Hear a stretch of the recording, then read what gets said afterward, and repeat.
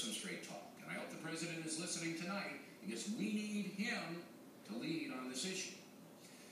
Trayvon Martin was killed because circumstances got out of control.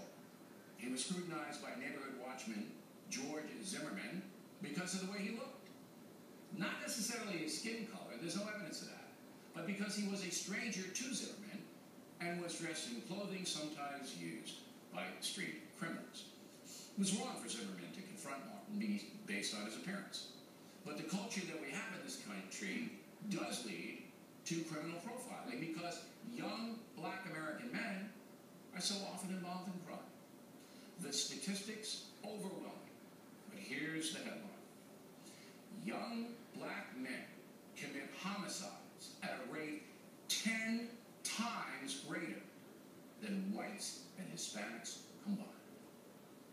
When presented with damning evidence like that, and like the mini Holocaust in Chicago, where hundreds of African Americans are murdered each year, the civil rights industry looks the other way or makes excuses.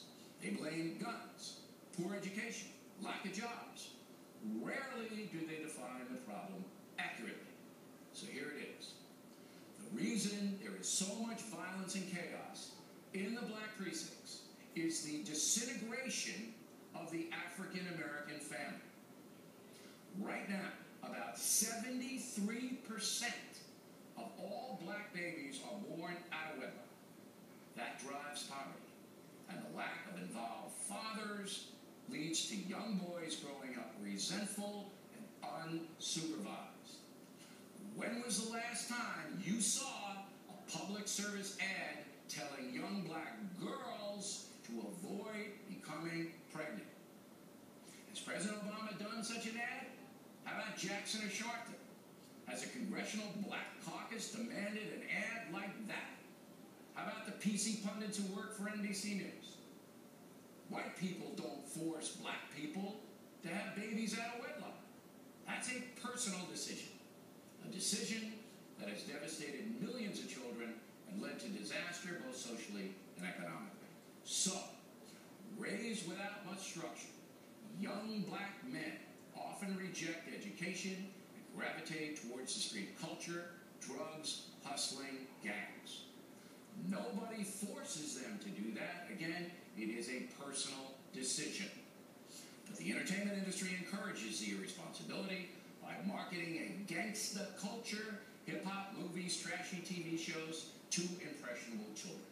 In fact, President Obama has welcomed some of the worst offenders in that cesspool to the White House, when he should be condemning what these weasels are doing. These so-called entertainers get rich, while the kids who emulate their lyrics and attitude destroy themselves. And then there's the drug situation. Go to Detroit and ask anyone living on the south side of the 8 Mile Road what destroyed their city. They will tell you narcotics.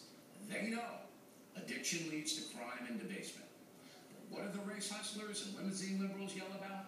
The number of black men in prison for selling drugs. Oh, it's so unfair. It's a non-violent crime. And blacks are targeted. That is one of the biggest lies in the history of this country. The thugs who sell hard drugs, no matter what color they are, deserve to be put away for long periods of time. They sell poison. They sell a product that enslaves and kills. They are scum. When was the last time you heard the Congressional Black Caucus say that? How about Jackson and Sharpton? How about President Obama? The solution to the epidemic of violent crime in poor black neighborhoods is to actively discourage pregnancies out of marriage, to impose strict discipline in the public schools, including mandatory student uniforms, and to create a zero-tolerance policy for gun and drug crimes, imposing harsh mandatory prison time on the offenders. And finally, challenging the entertainment industry to stop peddling garbage. Hey, listen up, you greenheads. If a kid can't speak proper English, uses the F word in every sentence, is disgraceful, is disrespectful in his or her manner, that child will never be able to compete in the marketplace of America. Never. And it has nothing to do with slavery. It has everything to do with you Hollywood people and you derelict parents. You're the ones hurting these vulnerable conversation